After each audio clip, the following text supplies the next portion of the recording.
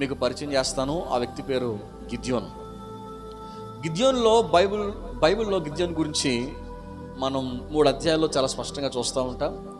న్యాయాధిపతుల గ్రంథంలో 6వ అధ్యాయము, 7వ అధ్యాయము, 8వ అధ్యాయంలో గిద్యోను గురించినటువంటి చరిత్ర మనకు కనిపిస్తూ ఉంటుంది. ఎవరి గిద్యోను ఆలోచిస్తే ఇజ్రాయేలీయుడు, హెబ్రీయుడు అని కూడా మనం పిలవచ్చు. ఇజ్రాయేల్ గోత్రాలు 12 గోత్రాలు ఉంటాయి. అందులో 12 గోత్రాల్లో మనష్య గోత్రం అనే గోత్రం ఉంటుంది. ఎందుకంటే మనష్య ఎవరంటే యోసేపుకు పుట్టినటువంటి సంతానం 2 ఉంటారు, ఎఫ్రాయిం, మనస్సే. మనస్సే అనబడినటువంటి గోత్రం చాలా చిన్న గోత్రం. ఆ గోత్రానికి సంబంధించిన వ్యక్తే గిద్యోని గారు. ఈ గిద్యోను న్యాయాధిపతుల గ్రంథంలో ఇంచుమించు 14 నుంచి 15 మంది న్యాయాధిపతులు ఉంటారు. వారిలో మన సమూయేలు కూడా న్యాయాధిపతిగా మనకు కలిపితే లెక్క కంప్లీట్ అవుతుంది అనమాట. న్యాయాధిపతుల్లో 5వ న్యాయాధిపతి గిద్యోను గారు. వాస్తవానికి విషయం ఏంటంటే గిద్యోను టైం వరకు మనం గమనించినట్లయితే 7 సంవత్సరాలు ఇజ్రాయేలీలు మిద్యానీయులకి బానిసలుగా కొనుక్కోబడ్డారు. మిద్యానీయులు ఇజ్రాయేల్ని బాధ పెడతా ఉన్నారు.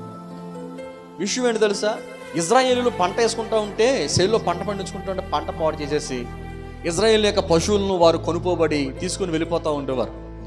ఇజ్రాయేల్ను ఇబ్బంది పెట్టేవారు అన్నమాట. వారి వ్యాపారాలను పాడు చేసేవారు. ఇజ్రాయేల్ జోలికి వస్తే ప్రభు ఊరుకోడు.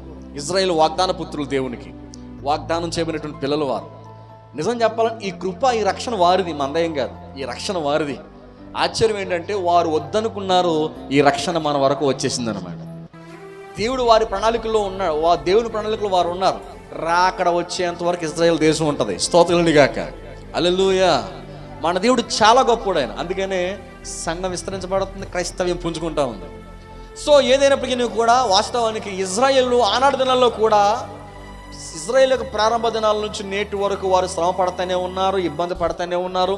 వారు అప్పగించబడతానే ఉన్నారు. బబులోనులకు అప్పగించబడ్డారు, ఫిలిష్తీయులకు అప్పగించబడ్డారు, ఐగుప్తులకు అప్పగించబడ్డారు, మిద్యానీయులకు అప్పగించబడ్డారు. అమాలేకీయులు ఇజ్రాయేల్ మీద దండెత్తి వచ్చారు, సిరియన్లు దండెత్తి వచ్చారు, యెబూసీయులు దండెత్తి వచ్చారు. ఈ బైబిల్ గ్రంథంలో ఉన్నటువంటి దేశాలు ఎన్నెత్తు ఉన్నాయో ప్రతి దేశం ఇజ్రాయేల్పై దండెత్తి వచ్చారు. దేవుడు వారిని తప్పించుకుంటూ ఇజ్రాయేల్ వస్తూ ఉన్నాడు. ఇప్పటికీ దండెత్తి వెళ్తా ఉన్నారు. వారి దగ్గర దేవుడు తప్పించుకుంటా వస్తూ ఉన్నాడు. ప్రభు మహిమ కలుగును గాక. సో మనమందరం నూతన ఇజ్రాయేలీలు. యేసుక్రీస్తు ప్రభువును సొంత రక్షణ స్వీకరించిన ప్రతి ఒక్కరూ కూడా నూతన ఇజ్రాయేల్, కొత్త నిబంధన ఇజ్రాయేల్ మనం అందరం కూడా అని బైబిల్ అబ్రహాము ద్వారా మనకి యొక్క అద్భుతమైనటువంటి ఆ విషయాన్ని మనం అర్థం చేసుకోవాలన్నమాట. సో ఏదైనప్పటికీ కూడా ఇజ్రాయేల్ మిద్యాను దేశంలో 7 సంవత్సరాల మిద్యానీయులకి అప్పగించబడ్డారు. తండ్రి బాధించబడతా ఉన్నారు, ఇబ్బంది పడతా ఉన్నారు, నష్టపడతా ఉన్నారు, అనేక సార్లు చిత్రహింసలు పడతా ఉన్నారు అనమాట. వారి పంట పాడు చేస్తారు. ఇజ్రాయేల్ పంట మిద్యానీయులు వారికి ఉన్నటువంటి వ్యాపారాలు పాడు చేస్తూ ఉన్నారు, పశువులు పాడు చేస్తూ ఎత్తుకుపోతూ ఉన్నారు. అలాంటి ప్రతికూలమైన పరిస్థితుల్లో ఇజ్రాయేల్ అందరూ కూడా గోజాడి ప్రార్థించి మొరపెడుతున్నటువంటి తరుణాలు. వారు దండెత్తి వస్తున్నప్పుడు దేవుడు ఒక వ్యక్తిని ఎన్నిక చేసుకున్నాడు. ఆ వ్యక్తి మస్తాకి వృక్షం కింద ఆ చోటున గానుగ చోటున ఈయన గారు గోధుమ తొలగొడుతున్న ఒక వ్యక్తి, గిద్యోను అనబడిన వ్యక్తి. ఇజ్రాయేల్ మొర, వారి ప్రార్థన దేవుడు విని ఒక దూత గిద్యోను వద్దకు వస్తుంది. పగల టైంలో ఒకవేళ పని చేస్తే ఈ మిద్యానీయులు పట్టుకొని నన్ను కూడా చిత్రహింసలు చేస్తారు, నా పంట పాడు చేస్తారేమని చెప్పేసి రాత్రికాల సమయంలో గిద్యోను గారు గానుగ చాటున ఏం చేస్తున్నాడు? గోధుమ తొలగొడతా ఉంటే పిరిగితనంతో భయస్తుడిగా అప్పటికి కొన్ని ప్రశ్నలు తనలో లేవనెత్తబడ్డాయి. ఆ ప్రశ్నలు ఏంటో తెలుసా? దేవుడు ఐగుప్తులకు బానిసలుగా ఉండి దేవుడు తప్పించాడు, ఎర్ర సముద్రం 2 పాయలుగా మార్చేశాడు, ఈ మమ్మలను అనేక సందర్భాల్లో తప్పించుకుంటూ వచ్చాడు. మరి ఈ రోజున మిద్యానీయుల చేతిలో దేవుడు మనల్ని ఎందుకు విడిచిపెట్టేశాడు? దేవుడు చేసిన అద్భుతాలు ఏమైపోయినాయి? దేవుడు చేసినటువంటి కార్యాలు ఏమైపోయినాయి? మా జీవితంలో దేవుడు ఎందుకు అద్భుతం చేస్తలేదు, ఎందుకు మేలు చేస్తలేదు, సహాయం చేస్తలేదని చెప్పేసి తన మధ్యలో చాలా ప్రశ్నలు ఉండిపోయాయి అనమాట. ఆ ప్రశ్నలతోనే భయస్తుడిగా, పెరుగువాడిగా గానుగ చోటున గోధుమ తొలగొడతా ఉన్నాడు గిద్యోను గారు. గోధుమ తొలగొడతా ఉంటే దేవుని దూత ప్రత్యక్షమై గిద్యోనుతో మాట్లాడడం స్టార్ట్ చేస్తుంది.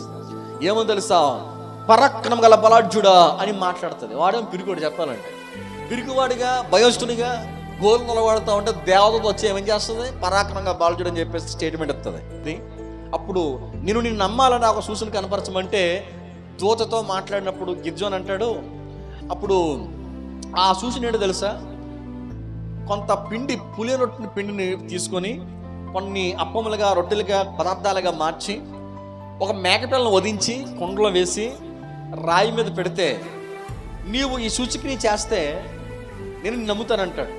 అప్పుడు దేవుడి దూత కర్ర చేత పట్టుకొని ఆ రాయిని తాకించగా మంట వచ్చి మాంసం ఉడికి దాన్ని ఈ యొక్క సూచన చూసిన తర్వాత గిద్యోని గారు మాంసం ఉడికిన తర్వాత దేవుడి దూత ద్వారా చేసినటువంటి కార్యం గమనించిన తర్వాత ఎస్ నాతో మాట్లాడిన దేవుని దూత అని చెప్పేసి నమ్మి కాస్త అడుగు ముందుకు వేస్తాడు.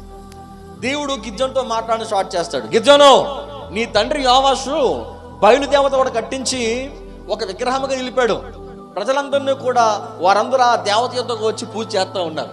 నీవు ఆ విగ్రహాన్ని కూల్చివేసి అని చెప్పేసి దేవుడు మాట్లాడతాడు. పగల టైంలో చూస్తే ఈ ప్రజలందరూ ఏకమై నా మీద కొట్లాడడానికి వస్తారేమో, యుద్ధానికి వస్తారేమో, నన్ను చంపుతారేమో ఉద్దేశంతో రాత్రికాల సమయంలో కొంతమంది తీసుకుని వెళ్ళి ఆ ప్రతిమను కూల్చిపడేస్తాడు అనమాట.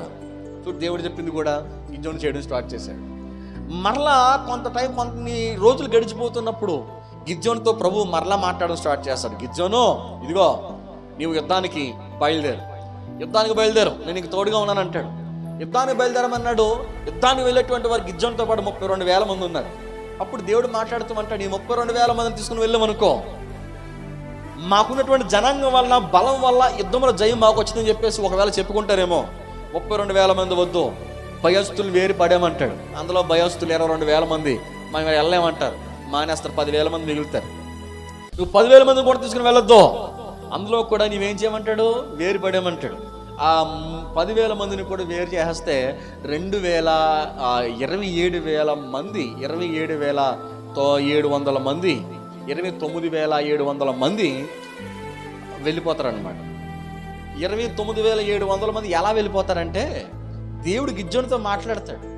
నీవు ఒక కాలువ దగ్గర చెరువు దగ్గర తీసుకుని వెళ్ళిపో, కుక్క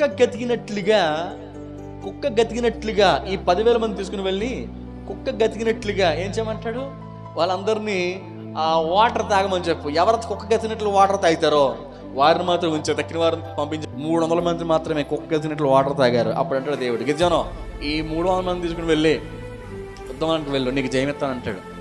నోరు వెలగే కళ చదువుతాడు. ప్రభా 300 మంది, ఎస్ చాలా నాకు అంటాడు.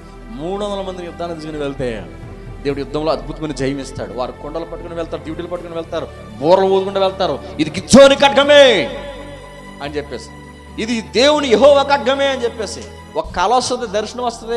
ఆ దర్శనంలో దేవుడు జయమిస్తానంటాడు. దర్శన ప్రకారంగా బయలుదేరతారు, గొప్ప విజయాన్ని వారు చూస్తారు.